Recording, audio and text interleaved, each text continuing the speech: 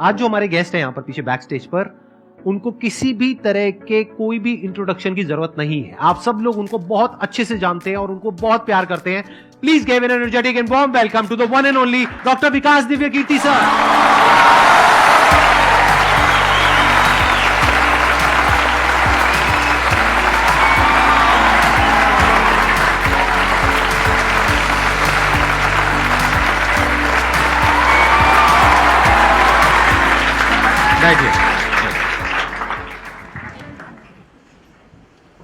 मैं सबसे पहले आपको धन्यवाद देना चाहता हूँ धन्यवाद आपका आने के लिए। Thank you so much. क्योंकि जब से मैंने सीरीज शुरू करी है तब से हमारे कमेंट सेक्शन में कोई भी एक भी ऐसा वीडियो नहीं है जहां पर आपका नाम ना लिखा हो।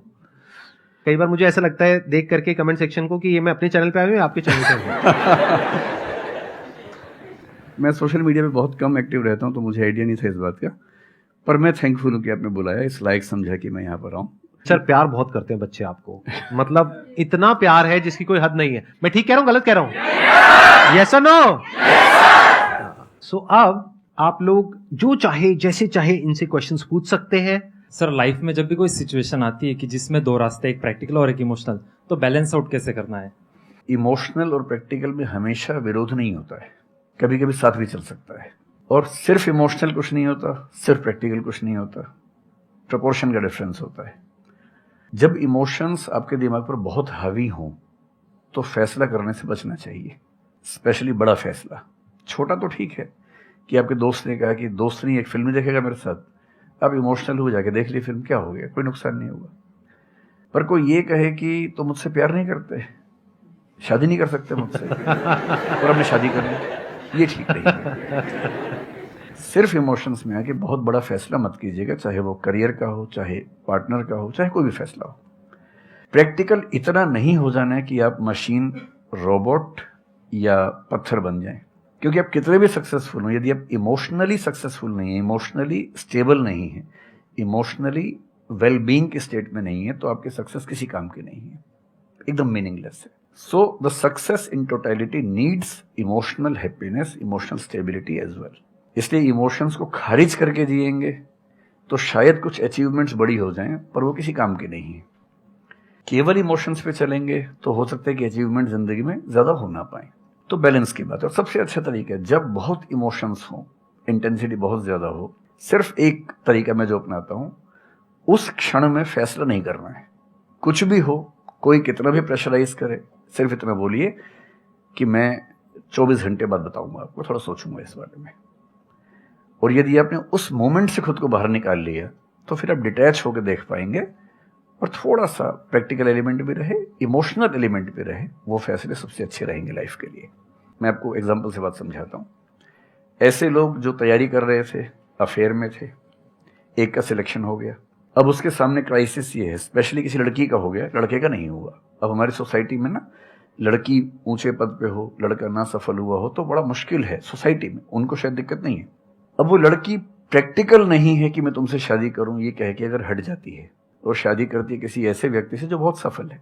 I know many such people personally, मैं नाम नहीं बोल सकता किसी का। मैंने जनरली पाया है कि वो लोग लाइफ में बहुत फ्रस्ट्रेशन में रहे बाद में, क्योंकि सफलता के नाम पर, प्रैक्टिकल होने के नाम पे ऐसे व्यक्ति को चुना जिसके साथ वो रह नहीं सकते ठीक से।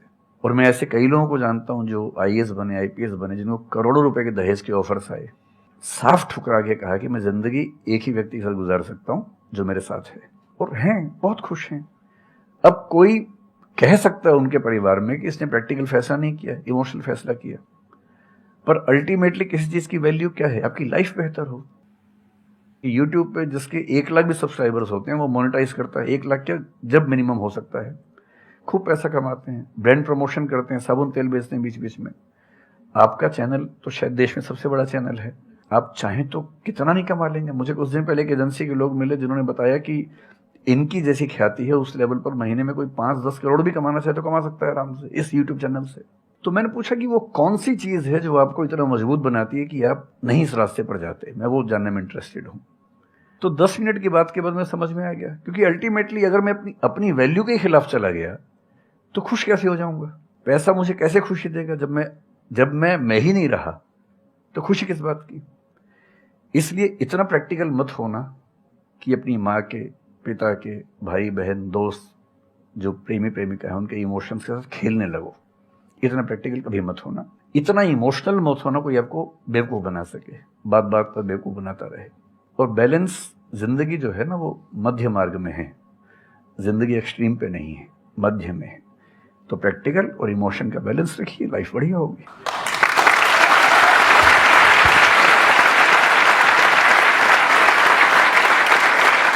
आपने सर इतने अच्छे से एक्सप्लेन किया, मेरे पास में कुछ है ही नहीं बोलने के लिए। यूजुअली मेरे पास में कुछ होता है ऐड करने के लिए, लेकिन आपने पूरा ही उसका ऐसा निचोड़ निकाल दिया। आपने YouTube पे इतना बोला कि सच में नहीं बचा होगा आपके पास। 6-7 साल पहले की बात है, मेरी एक स्टूडेंट थी जो सुसाइडल टेंडेंसी की शिकार थी उस समय। उसके घर में कुछ ऐसी ट्रेजेडी, उसकी मदर की डेथ हुई थी, और एक ऐसी ट्रेजेडी जो बहुत ही रेयर किस्म की ट्रेजेडी है, जो शेयर करना ठीक नहीं है यहाँ। तो वो मेरे पास आई और मुझे लगा कि आज मैं पहली बार किसी ऐसे व्यक्ति से बात करूं जो डिप्रेशन में है और सुसाइड कर सकता है अगले 1-2 दिन के अंदर अंदर। अब मैं परेशान था कि मैं कैसे मैनेज करूं, और मुझे मोटिवेशन की ऐसी जानकारी उस समय तो बिल्कुल नहीं थी, बाद में थोड़ा बहुत पढ़ा। तो मैंने उससे कहा कि अच्छा तुम घर जाओ, मैं कुछ देखता हूँ। फिर मैं घर गया, नेट पे सर्च करना शुरू किया। करते करते मुझे आपका एक वीडियो मिल गया, अनस्टॉपेबल, शायद कुछ आपने एक वो बनाया था उस समय। तो मैंने वो थोड़ा सा देखा, 10 मिनट का। मुझे लगा कि ये जो है ना, ये इंजेक्शन है किसी मतलब डिप्रेस्ड व्यक्ति को तुरंत मोटिवेट करने के लिए। तो मुझे ध्यान है कि मैंने उसको वीडियो का लिंक भेजा। मैंने कहा देखो, जिंदगी अपने रास्ते पे चलेगी, ठीक हो जाएगी। जब जब मूड ऐसा हो, बहुत डिप्रेसिंग हो, सुसाइडल मन करे, उस समय वीडियो देखना ध्यान से, और कम से कम उस बुरे फेज से बाहर निकल जाओगी। और फिर मैंने वो वीडियो अपने फैमिली में भी 2-3 बच्चों को भेजा, जो बच्चे उस क्राइसिस में होते थे। तो मैं बहुत थैंकफुल हूँ उन सब बच्चों की जान बचाने में, क्या बात कर बड़ी भूमिका है। Thank you so much sir, it means a lot to me. ये तो आपने बहुत बड़ी बात कह दी सर, मेरे लिए बहुत बड़ी बात है ये। नहीं, कई बच्चों की जान बचाई होगी आपने जरूर। जो वो एक मोमेंट होता है, उस मोमेंट में कोई बचा ले तो लोग बच जाते हैं, वो मोमेंट क्रॉस हो जाए तो फिर चीजें बिगड़ जाती हैं। हेलो सर, नमस्ते। नमस्ते सर, बोथ ऑफ यू, मैं हमेशा से आप दोनों की बहुत फैन रही हूँ। मुझे बस ऐसा लग रहा है कि मैं सपना देख रही हूँ, मेरे लिए रियलिटी नहीं है। मुझे बस आपसे ये जानना, मैं हर मतलब एवरी डे 8 से 10 आवर में पढ़ाई करती हूँ, बट मुझे कभी कभी बहुत डिमोटिवेशन आ जाता है कि होगा नहीं होगा, क्या होगा पता नहीं।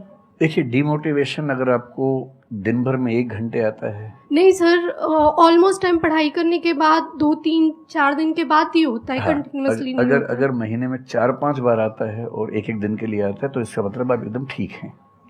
अगर कोई व्यक्ति आपको ये कहे कि मुझे डिमोटिवेशन कभी नहीं होता, तो उसको इलाज की जरूरत है। आपको जरूरत नहीं है, क्योंकि जब आप अपने से बेहतर व्यक्ति को देखेंगे, आपको थोड़ा सा इंफीरियरिटी कॉम्प्लेक्स आएगा, डिमोटिवेशन आएगा। जब आप अपने से कमजोर को देखेंगे, आपको सुपीरियरिटी कॉम्प्लेक्स आएगा, थोड़ा सा मोटिवेशन ज्यादा हो जाएगा। जिस दिन टारगेट पूरा हो जाएगा, मोटिवेशन आ जाएगा। जिस दिन टारगेट पूरा नहीं होगा, डिमोटिवेशन आएगा। जिस दिन टेस्ट में आपके मार्क्स अच्छे आएंगे, आप मोटिवेशन के साथ लौटेंगे। जिस दिन खराब आएंगे, डिमोटिवेशन होगा। लेकिन ध्यान रखिए, जिस दिन आप मोटिवेटेड हैं, उस दिन आप वजह बन गए कईयों के डिमोटिवेशन की। लगातार मोटिवेटेड होना एक मेंटल इलनेस की निशानी है, और लगातार डीमोटिवेटेड होना डिप्रेशन की निशानी। इन दोनों से बचना है। तो डीमोटिवेशन की बहुत हाइप है, इतनी हाइप की जरूरत नहीं है। थोड़ा बहुत हो, एंजॉय कीजिए उसको। और जब जब लगे कि जिंदगी बहुत खराब चल रही है, तो मैं जो करता हूँ, अजीब सा लगेगा आपको, मैं कभी कभी शमशान घाट चला जाता हूँ। सर, मैंने ये सुनी है, आपने वीडियोस में भी कहा है। सच में चला जाता हूँ, या ट्रॉमा सेंटर चला जाता हूँ देखने के लिए। ट्रॉमा सेंटर में जाके 1 घंटा बैठ के आ जाइए, मोटिवेशन आ जाएगा। और शमशान घाट में जाके देख लीजिए कि हम जैसे हमसे कम उम्र के लोग वहां जल रहे होते हैं, तो लगता है हम जिंदा तो हैं। अगर मैं थोड़ा सा कॉग्निटिव लेवल पर बात करूं, एक बहुत बड़ा साइकोलॉजिस्ट हुआ, उसका नाम है ब्रेंटानो, कभी सर्च कीजिएगा उसको। ब्रेंटानो ने ह्यूमन कॉन्शियसनेस को स्टडी किया, और उसने ये बताया कि ह्यूमन कॉन्शियसनेस की बेसिक नेचर है कि जो हमारे पास है वो हमें नजर नहीं आता, जो नहीं है वो नजर आता है। तो the consciousness of lacking something is the nature of human consciousness. इसलिए इसी बात को एक शेर में, बहुत प्रसिद्ध शेर में कहा गया है, दुनिया जिसे कहते हैं जादू का खिलौना है, मिल गया सो मिट्टी है, नहीं मिला वो सोना है।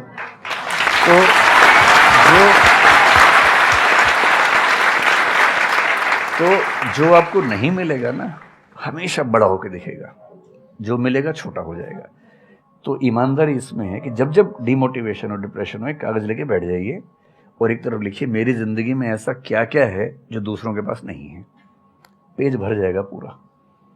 तो जो है उस पर ध्यान दीजिए और एंजॉय कीजिए। मेरा क्वेश्चन है कि आजकल बहुत लोग बोलते हैं कि एजुकेशन सिस्टम हमारा पुराना हो गया है और बहुत लोग बोलते हैं कि इसे चेंज करना चाहिए और ये सारी चीज़ें बहुत पुरानी हो रही है जो हम अभी करंटली पढ़ रहे हैं। तो इस पे आपका ओपिनियन क्या है? एजुकेशन सिस्टम में तो बहुत मेजर चेंजेस की ज़रूरत है और ये बात भारत सरकार ने एक्सेप्ट भी की है, नई पॉलिसी भी लेके आए हैं। मतलब मुझे लगता है कि कई लेवल्स पे देखना है। सबसे पहले तो ये डिफाइन करना ज़रूरी है कि एजुकेशन का पर्पज़ है क्या। क्या पर्पज़ केवल नौकरी लेना है, एक जॉब मिल जाए, वही पर्पज़ है? मैं उससे एग्री नहीं करता हूँ। मेरी राय में एजुकेशन का बेसिक पर्पज़ है कि एक होमो सेपियंस, एक इंसान बन जाए, सोचना आ जाए, उसको समझना आ जाए। कोई राजनेता या धर्मगुरु उसको गधा ना बना सके, बेवकूफ़ ना बना सके। उसे इतनी समझ हो कि वो चीज़ों को फैक्चुअली, ऑब्जेक्टिवली समझ सके, तर्क कर सके, बहस कर सके और अगर तर्क और बहस में सामने के तर्क ठीक हैं तो उनको एक्सेप्ट भी कर सके, इतना विनम्र भी रहे। बेसिकली पर्सनैलिटी ग्रूमिंग का प्रोसेस एजुकेशन है, वो केवल नौकरी का मामला नहीं है। पहली गलती तब होती है जब हम उसको केवल नौकरी का मामला मान लेते हैं। मतलब नौकरी ज़रूरी है, ऐसा नहीं कि ज़रूरी नहीं है, लेकिन वो सिर्फ वो उसका पर्पज़ नहीं होना चाहिए। सेकेंडली, कई ऐसी चीज़ें जैसे अगर बहुत विस्तार में तो मेरी जा सकते हैं, जैसे एक बहुत छोटी बात है सेक्स एजुकेशन हमारी सोसाइटी में। ये इतनी ज़रूरी चीज़ है। स्कूल में जो एडोलेसेंस की एज के लोग हैं, 12, 13, 14 की एज के लोग हैं, उनको वो सब चीज़ें बताएं ताकि गलत सोर्सेज से इंफॉर्मेशन ना मिले, कोई गलती ना कर बैठें। हेल्थ एजुकेशन के रूप में हो, उनको सारी चीज़ें पता हो, ठीक हाथों से पता हो, ठीक तरीके से पता हो। फिर मेरा ख्याल है कि जैसे IITs में अब तो होने लगा है, पहले क्या था कि हम टेक्नोलॉजी सेंट्रिक एजुकेशन पर ज़्यादा फोकस करते थे कि आपने मशीन को समझ लिया, तकनीक को समझ लिया, हो गया, इंसान को नहीं समझा। टेक्नोलॉजी पढ़ने वाले लोग समाज और इंसान से एकदम कटे हुए थे। अब तो ह्यूमैनिटीज़ के कुछ सब्जेक्ट्स पढ़ाने की परंपरा शुरू हो गई है। एक होलिस्टिक एजुकेशन हो। ह्यूमैनिटीज़ वाला बच्चा केवल हिस्ट्री, पॉलिटिकल साइंस, सोशियोलॉजी पढ़ता है, उसको कोडिंग का सी भी नहीं आता, टेक्नोलॉजी बिल्कुल नहीं आती उसको MS एक्सेल भी नहीं पता क्या होता है। टेक्नोलॉजी वाला सिर्फ टेक्नोलॉजी पढ़ता है, वो ह्यूमन ब्रेन को नहीं पढ़ना चाह रहा, सोसाइटी को नहीं पढ़ना चाह रहा। क्यों नहीं एक ऐसी शिक्षा हो जिसमें एक इंटीग्रेटेड अप्रोच हो, होलिस्टिक अप्रोच हो, कि हम खुद तय कर सके कि किस किस एरिया में हमें ज़्यादा जाना है और एक बेसिक अंडरस्टैंडिंग हर चीज़ की हो। तो बेसिक 3 फार्मूले माने जाते हैं। एक यूनिवर्सलाइजेशन ऑफ प्राइमरी एजुकेशन है कि 10वीं क्लास तक की शिक्षा हर बच्चे को मिले, ठीक से मिले। वोकेशनलाइजेशन ऑफ सेकेंडरी एजुकेशन, यानी 11वीं 12वीं की पढ़ाई का पर्पज़ है कि बच्चा ये समझ पाए कि उसको ज़िंदगी में आगे कहाँ जाना है। और फिर जो हायर एजुकेशन है वो सबको करने की ज़रूरत नहीं होनी चाहिए, वो शौक पूरा करने के लिए नहीं है, वो शादी का वेटिंग रूम नहीं है, वो उसके लिए है जिसको सच में आगे पढ़ना है। वो उतना पढ़े, सब्जेक्ट चूज करे और फिर उसमें गहराई से रिसर्च करे ताकि डेवलपमेंट के रास्ते पर अब बढ़ें। हम एजुकेशन के मामले में बहुत बुरी स्थिति में हैं। मैं तो जिस उम्र में हूँ, मेरा अब तो पर्पज़ भी ये बन गया है कि अब मैं उसी पे कुछ काम करूं। एक यूनिवर्सिटी शुरू करने की योजना मेरे मन में है, इनसे मैंने शेयर भी किया था। और मैं जिस तरह का विश्वविद्यालय सोचता हूं वो नौकरी देने के पीछे पागल नहीं होगा, वो होमो सेपियंस को कायदे का इंसान बनाने की कोशिश करेगा। नौकरी तो उसका एक पार्ट है। मतलब आप जितने भी सफल लोगों को देखेंगे जनरली, जैसे मैंने इन्हीं से पूछा, ये जिस फील्ड में सफल हैं, इनका जो करियर है, अगर मैं इसको छोड़ भी दूं तो अदरवाइज भी जो इनका करियर है वो उस विषय से जुड़ा हुआ नहीं है जो इन्होंने पढ़ा है ग्रेजुएशन में। मेरा भी नहीं है, आमतौर पे किसी का भी नहीं है। 90% लोगों को मैं देखता हूँ जो सक्सेसफुल हैं, उनके ग्रेजुएशन के सब्जेक्ट में और लाइफ की फील्ड में कोई लिंक नहीं है। तो बेसिक पर्पस क्या है? वो स्मार्टनेस बाहर आ जाए, ग्रूमिंग हो जाए, इंटेलिजेंस है, इमोशनल इंटेलिजेंस है, वो सब जो टूल्स हैं वो उस बच्चे को सीखने को मिल जाए ताकि फिर वो जिंदगी को फेस कर सके, इनोवेट कर सके, नए रास्ते निकाल सके। 1000 रास्ते दुनिया में होते हैं। तो सच बात है कि काफ़ी चेंजेस की ज़रूरत है और आप और हम मिलकर करेंगे चेंजेस। एजुकेशन वाइज अगर देखा जाए तो मैंने बहुत ज़्यादा कुछ नहीं किया है अपनी लाइफ में, बट मेरे स्टैंड पॉइंट से अगर आप देखोगे कि एजुकेशन क्या है, तो एजुकेशन का सबसे बड़ा गोल ये है कि एक इंसान का दिमाग खुले, बजाय कि उसका दिमाग इतना नैरो डाउन हो जाए कि उसको लगे कि बस यही अगर हो गया तो सक्सेस है, ये नहीं हुआ तो फेलियर है। आप अनगिनत तरीकों से अपने गोल को, अपने पर्पस को, या जो भी आप करना चाहते हो उसको अचीव कर सकते हो। एजुकेशन का सबसे बड़ा गोल ये होना चाहिए, और वही मेरी कोशिश है अपने इन सेशंस के थ्रू करने की, कि एक इंसान का दिमाग खुल जाए, उसके दिमाग में एक पॉसिबिलिटी माइंडसेट आ जाए, ना कि एक लिमिटेड माइंडसेट हो कि बस ये हो गया तो बहुत है। अब प्रॉब्लम क्या है, ये जो लिमिटेड माइंडसेट है ये बहुत लोगों का है, करोड़ों लोगों का है, तो वहां पे कंपटीशन भी बहुत है। पॉसिबिलिटी माइंडसेट जबकि देखा जाए तो ज्यादा इंटरेस्टिंग है, लेकिन बहुत कम लोगों का है और वहां पे कंपटीशन कम है। और पॉसिबिलिटी माइंडसेट क्या होता है कि कोई भी काम अगर मैं कर रहा हूं, अगर वो नहीं हुआ तो इसका मतलब ये नहीं है कि मैं फेल हो गया, इसका मतलब ये है कि मैं क्रैक नहीं कर पाया। There has to be a way. ये एजुकेशन काम अगर कर दे तो रियल एजुकेशन हो गई हमारी। मतलब एक इंसान को, हाँ सॉरी, थॉमस एडिसन बल्ब के आविष्कार में लगा हुआ था, हाँ जी, 1000 बार फेल हुआ। तो किसी ने उससे पूछा कि यार तुम बार बार करते होता तो है नहीं तुमसे, क्यों कर रहे हो? तो उसने पता है क्या कहा, हर फेलियर के बाद मैं ये जानता हूं कि बल्ब इस तरीके से भी नहीं बन सकता, और अब मैं 1000 तरीके जानता हूं कि इन तरीकों से नहीं बनेगा, और उसके बाद वो तरीका ईजाद हुआ जिससे बना। एजुकेशन से एक इंसान का दिमाग इतना खुल जाए कि सबसे पहली चीज तो उसको ये समझ आए कि मैं कुछ भी नहीं जानता हूं। हाँ, एकदम ठीक बात है। एजुकेशन मस्ट बी सच कि वो लाइफ लॉन्ग आपका एक क्वेश्चनिंग माइंड बना ही रहे, कि आप कहीं भी हो, कुछ भी कर रहे हो, आपके दिमाग में क्वेश्चंस चले, questions related to the problems. जो भी आप काम कर रहे हो वो क्या है, अल्टीमेटली प्रॉब्लम सॉल्विंग है, तभी उस काम में वैल्यू है। अगर किसी की कोई प्रॉब्लम ही नहीं सॉल्व कर रहे हो तो उसमें वैल्यू कहां ऐड हो रही है, और वैल्यू नहीं ऐड होगी तो आपको पैसा कैसे मिलेगा, फिर चाहे जॉब हो चाहे बिजनेस हो। सो द आइडिया इज कि आपका दिमाग ये चलना चाहिए, अच्छा ये प्रॉब्लम है ना, पहले तो मुझे नहीं पता है कि इसको सॉल्व कैसे करना है, क्योंकि अगर आपको पहले से ही पता है तो आपको वही पता है जिस तरह से वो प्रॉब्लम सॉल्व होती आई है। That may not be relevant in today's context, but still आप उसको उसी तरह से सॉल्व करोगे जिस तरह से सब कर रहे हैं। वहां पर कंपटीशन है, फिर आप कहोगे कि कुछ हो नहीं रहा है। सो द आइडिया इज कि पहले तो ये प्रॉब्लम है जो मुझे अच्छे से समझ आई, मैंने इस पे फोकस किया, अब इसको सॉल्व करने के इन्फिनिट तरीके हैं, एक रास्ता नहीं है, बहुत सारे रास्ते हैं, मुझे पता नहीं है। This is the goal of education, कि मुझे नहीं पता है लेकिन पता किया जा सकता है।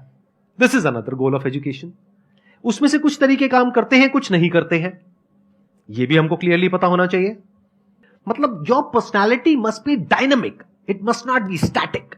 जैसे मैंने देखा है बहुत लोगों को जो मुझे मिलते हैं, कुछ लोग हैं उसमें से जो, जैसे मैं सर से मिला अभी ऑफ कैमरा, हम लोग बैठे हुए थे, डिस्कशन कर रहे थे, तो it was a great experience sir, आपके साथ में बैठ करके जिस तरह से, जिस ठहराव से सर बात कर रहे थे, जिस तरह से चीजों को सुन रहे थे, समझ रहे थे, और मैं क्वेश्चंस पूछ रहा था, ये मेरे से क्वेश्चंस पूछ रहे थे, तो there was a conversation which was going on. On the other hand there are some people जिनसे मैं कभी कहीं मिला तो उनकी अप्रोच क्या है कि मुझे सब पता है, वो गड़बड़ हो जाती है। शिक्षा की दुनिया में बहुत प्रसिद्ध कहावत है, भारतीय अगर परंपरा में देखें तो विद्या ददाति विनयम एक बहुत प्रसिद्ध कथन है। अगर कोई पढ़ा लिखा आदमी अपने ज्ञान की वजह से अहंकार करे तो मान लीजिए कि वो पढ़ा लिखा नहीं है, पढ़ाई उसके दिमाग पर हावी हो गई है, अभी उसको अंदाजा नहीं है कि कुल संसार के ज्ञान में उसकी हिस्सेदारी डेसिमल में भी नहीं है। और जिसको ये पता है कि मेरा ज्ञान बहुत कम है वो विनम्र ही रहेगा। और इसलिए जो बड़े प्रोफेसर्स हैं, अगर आप कभी सुनेंगे, मैं जानता हूँ, मैं यूनिवर्सिटी में जब पढ़ता था, सबसे बड़े प्रोफेसर क्या बोलते थे कि मैं इस विषय का विद्यार्थी हूँ, कभी नहीं बोलते थे कि मैं प्रोफेसर हूँ। इतना साहस किसी में कैसे कि मैं प्रोफेसर हूँ? अरे आप जिंदगी भर स्टूडेंट बने रहेंगे तो ही काफ़ी है, उससे बड़ी बात तो सोचने भी नहीं चाहिए। बहुत बड़ी बात है।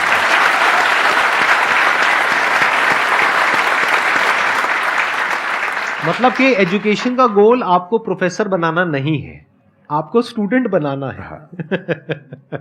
अगर सर की बात को आगे एक्सटेंड किया जाए, एकदम सही बात। एक लाइफ लॉन्ग स्टूडेंट, कि आप सीखते चले जा रहे हो, सबसे, जिससे मिल रहे हो, लोगों से सीख रहे हो, सिचुएशन से सीख रहे हो, अपनी लाइफ के अच्छे एक्सपीरियंसेस से सीख रहे हो, बुरे से सीख रहे हो। जैसे मैंने देखा है जब भी यहाँ पे कोई क्वेश्चंस पूछते हैं ना, सबके क्वेश्चंस एक ही होते हैं, सर सक्सेसफुल कैसे हो। कभी मैंने आज तक ये क्वेश्चन नहीं सुना किसी का भी जो इससे बड़ा क्वेश्चन है, जो आप रिलेट कर जाएंगे कि सर सक्सेस हमारा दिमाग खराब किस तरीके से करती है, या सक्सेस का क्या माइनस पॉइंट है। सही बात। सक्सेसफुल होने से बड़ा है मीनिंगफुल होना, सार्थक होना। सफल होना छोटी बात है, सार्थक होना ज्यादा बड़ी बात है। सर मेरा क्वेश्चन ये है कि लाइफ में बहुत सारे सर्कमस्टांसेस आते हैं जहाँ पे मतलब हमें ये लगता है, बहुत सारे निगेटिव थॉट्स आते हैं कि मतलब आगे कैसे बढ़े, how to get rid of fear of failure. Sir कैसे हम इसको हैंडल करें, अगर हम कोई किसी चीज़ को शुरू करना चाहते हैं सर, तो हमारे दिमाग में बहुत सारे निगेटिव थॉट्स चलते रहते हैं, हो पाएगा नहीं हो पाएगा, बहुत तरह के नेगेटिव क्वेश्चंस आते रहते हैं सर, तो इसको कैसे हैंडल करना है सर इस सिचुएशन को? फियर ऑफ फेलियर थोड़ा सा ठीक भी है, ये हमें रोकता है उन दिशाओं में जाने से जहां हमें जाना भी नहीं चाहिए। जैसे मान लीजिए मैं सोचूं कि मैं फुटबॉल प्लेयर बन जाऊं, मुझे पता है कि नहीं बन पाऊंगा, मेरी फिटनेस वैसी नहीं है, तो मुझे ये फियर रोक लेगा, ठीक बात है ना। ये ज़रूरी नहीं है कि आप दुनिया में हर चीज़ के लिए ठीक हो, हर किसी का एक पैकेज है, हर किसी का जो एट्रीब्यूट्स हैं या वर्च्यूज़ हैं उन सबका एक पैकेज है। We can be good at few things, we can be best at maybe one thing, we can not be best at everything. तो ये बहुत ज़रूरी है कि अपने एप्टीट्यूड को देख के हम सिलेक्शन करें कि हमें कहाँ जाना चाहिए, ठीक है। अगर सिलेक्शन कर लिया है तो फिर फियर ऑफ फेलियर होने की वजह ये है कि या तो आप जो कंपटीशन है उस पर ज़्यादा फोकस कर रहे हैं, अपनी स्ट्रेंथ पे कम फोकस कर रहे हैं। मेरे ख्याल से स्ट्रेंथ पे फोकस करना, कुछ अच्छे लोगों की कंपनी में रहना जो थोड़ा सा मोटिवेट करते हों, अच्छे दोस्त हों, लगातार मनहूस टाइप की बात ना करते हों, ऐसे लोगों के साथ रहना, कुछ रिक्रिएशनल एक्टिविटीज़ उससे बाहर निकल के थोड़ा खेलना कूदना, मतलब फिजिकली फिट रहना, वो सब रहेगा तो हार्मोन्स जो हमारे दिमाग में आते हैं उससे, फिजिकल एक्टिविटी से, जो एंडोर्फिन्स वगैरह हैं, हैप्पी हार्मोन्स है, डोपामाइन वगैरह है, वो रिलीज होते रहें तो हम वैसे भी बहुत फियर से बचे रहते हैं। और अंत में मेरा तरीका ये है कि अगर मैं कुछ नहीं करूंगा तो फेल होना तय है, करूंगा तो चांस है कि फेल होऊंगा या पास हो जाऊंगा, तो नहीं करने में तो तय है कि फेल हो गया, तो क्यों ना एक बार चांस ले लेते हैं। और एक जगह फेल होऊंगा तो तय मान के चलिए कि दूसरी जगह मेरे फेल होने के चांस कम होगा, क्योंकि मुझे एक एक्सपीरियंस है प्रयास करने का और फेल होने का, और वो एक्सपीरियंस किसी ना किसी क्वांटिटी में हर फील्ड में काम आता है, मैच्योरिटी आपके अंदर आती है। और मैं एक शेर अक्सर यूज़ करता हूँ, बहुत बहुत प्रिय शेर मुझे है, और मुझे सच में लगता है कि ज़िंदगी को जीना बहुत आसान काम है, मुश्किल काम नहीं है।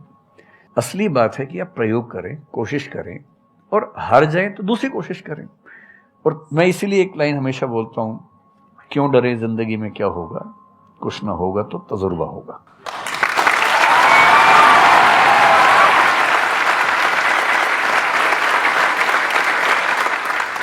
मुझे भी सर के जैसे मोटिवेशनल स्पीकर बनना है सर, पर मैं ये सोचती हूँ कि अगर मैं वीडियो बनाऊंगी, कंटेंट बनाऊंगी, तो संदीप सर को छोड़ के या फिर बहुत बड़े बड़े मोटिवेशनल स्पीकर्स हैं उनको छोड़ के मुझे देखेगा कौन। मतलब ये मेरे अंदर थॉट्स आते हैं कि अभी मेरा मतलब मैं 19 ईयर की हूँ, तो मैं जब वीडियो कंटेंट बनाऊंगी तो मैं कुछ, मुझे ऐसा मतलब मेरे अंदर ये थॉट है कि मैं कोई बड़ा आदमी नहीं हूँ या फिर कुछ बड़ा नहीं हूँ, तो मैं ये वीडियो कैसे डाल सकती हूँ, लोग क्या सोचेंगे कि मतलब तू ये तो खुद कुछ नहीं है और लोगों को मोटिवेट कर रहा है, ऐसा मेरे अंदर थॉट आता है। पहले या तो कुछ कर लीजिए जिंदगी में, उसके बाद मोटिवेट कर लीजिए, और नहीं तो मोटिवेशन एक पूरी साइंस है, साइकोलॉजी से जुड़ी साइंस है, उसको ठीक से पढ़ के रिसर्च करके उससे बात कीजिए। शुरू में तो जब इन्होंने भी शुरू किया होगा, कहाँ शुरू में लोग जानते होंगे, बड़ी लंबी स्ट्रगल होती है, किसी भी फील्ड में इतनी लंबी स्ट्रगल है। देखिए जो आदमी सफल है ना, आप ये जो हमारा वर्तमान है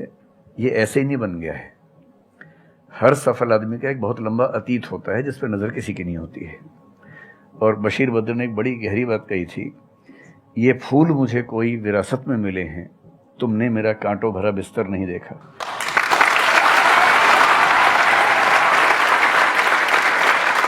कितने साल तक ये लहूलुहान हुए होंगे, रोज छिला होगा शरीर, तब जाके लोगों ने पहचानना शुरू किया होगा। लगातार काम करने से, जिसको कंसिस्टेंसी कहते हैं, परसिवियरेंस कहते हैं, बात बनती है, आपकी भी बनेगी। मैं तो कई ऐसे लोगों को जानता हूं जिन्होंने एकदम स्क्रैच से शुरू किया और उसके बाद वो टॉप पे पहुंचे। आपने अपने क्वेश्चन में दो बातें टच करी, एक कि आपको मोटिवेशनल स्पीकर बनना है, एक है कि फियर ऑफ फेलियर है। एक तो ये फियर ऑफ फेलियर को हटाइए, अगर आपको मोटिवेशनल स्पीकर बनना है तो अपने माइंडसेट को रखिए एक्सपेरिमेंटल माइंडसेट। आप ये समझिए life is like an experiment. एक साइंटिस्ट का माइंड कैसा होता है, वो ये थोड़ी ना सोचता है कि मैंने ये एक्सपेरिमेंट किया, ये फेल हो गया तो क्या होगा। उसको पता है failure is the part of success. जब तक 20-30 बार, 50 बार, 100 बार कोई एक्सपेरिमेंट फेल नहीं हुआ, इसका मतलब वो कुछ नया ट्राई नहीं कर रहा, इसका मतलब वो तो रिपीट कर रहा है। जैसे स्कूल में बच्चे करते हैं लेबोरेटरी में कि बुक में देखा बस उसको कॉपी किया, तो दोनों में फर्क हो गया ना। एक है कुछ नया डिस्कवर करना, कुछ नया क्रिएट करना, एक है जो क्रिएट हो चुका है उसको रिपीट करना। तो you are talking about becoming a motivational speaker. तो अगर आप मेरे जैसे बनेंगे तो कोई क्यों देखेगा आपको? आपको तो अपने जैसा बनना पड़ेगा ना। तो अब उसमें क्या करना पड़ेगा? अब आपको क्या पता कि आपके अंदर ऐसा क्या है जिसको लोग देखना चाहें? उसके लिए तो एक्सपेरिमेंट करना पड़ेगा, ट्राई करना पड़ेगा। एक तरह से आप वीडियो बना के डालोगे, कोई नहीं देखेगा। दूसरी तरह से बना के डालोगे, कोई नहीं देखेगा। फिर तीसरी तरह से, फिर चौथी तरह से। हो सकता है 6 महीने बाद, 1 साल बाद, 2 साल बाद जा करके कहीं थोड़ा सा कुछ ऐसा क्लिक हो जाए जो हो सकता है आपको लग रहा था कि शायद ये नहीं होगा और वो क्लिक हो जाए। बट ये सब होता उसी के साथ में जो कुछ कर रहा होता है, जो कुछ ट्राई करता है। जैसे ट्राई करोगे तो हो सकता है हो जाए, नहीं करोगे तो पक्का है नहीं होगा, जैसा भी सर ने थोड़ी देर पहले कहा था।